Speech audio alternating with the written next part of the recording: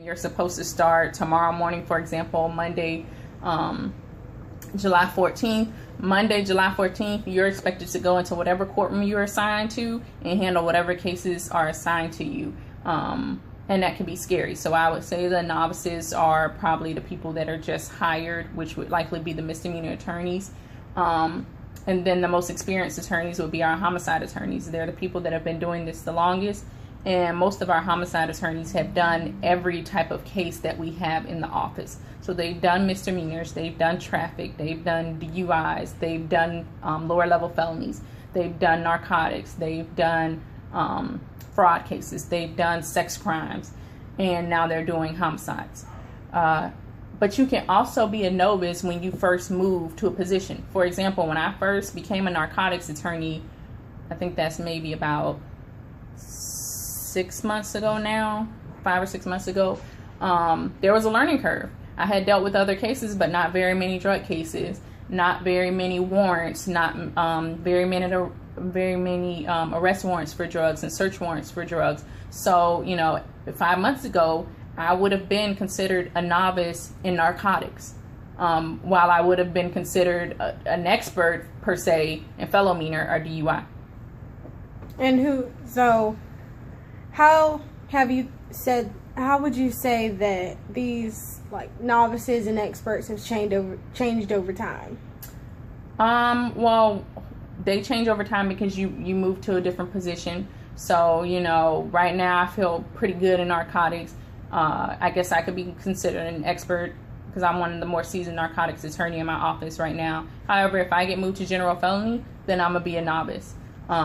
And novice and expert has nothing to do with age, because being a lawyer has nothing to do with age. People go to law school at all different ages, at all different times in their lives.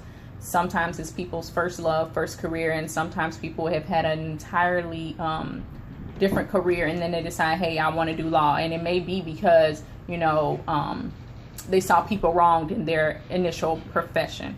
I had a friend in law school who was a nurse, a registered nurse, and she became a lawyer because she saw things that were going on in the medical field that she disagreed with. So she went to law school to become an attorney that's in the medical field. Someone like her, for example, probably would not be a novice fresh out of law school because she's already had this 15-plus career as a registered nurse. So she knows all the medical terminology, all the things, all the ins and outs of how the medical world works. And how would you say they will continue to change?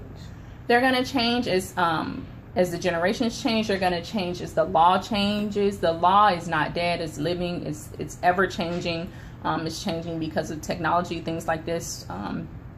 Doing recorded interviews. You didn't do stuff like that 20 years ago. There's all type of laws on privacy, on what you can post, what you can't post, what violates people's rights, what you can and can't say about someone, whether it's true or not. So it's going to continue to evolve, as we become more sophisticated as a society.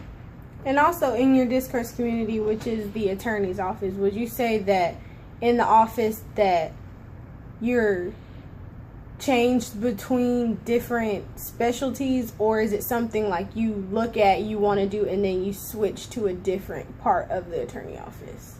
It's both. Because sometimes you get moved whether you want to move or not. However, a lot of times they do extra input, and you do have to apply to change to a different specialty. That's why we're set up in different sections to kind of get so that you don't have to do things that you don't want to do. If you're not interested in fraud cases, you don't apply to be an economics attorney because that doesn't interest you, and that way you don't have to deal with it.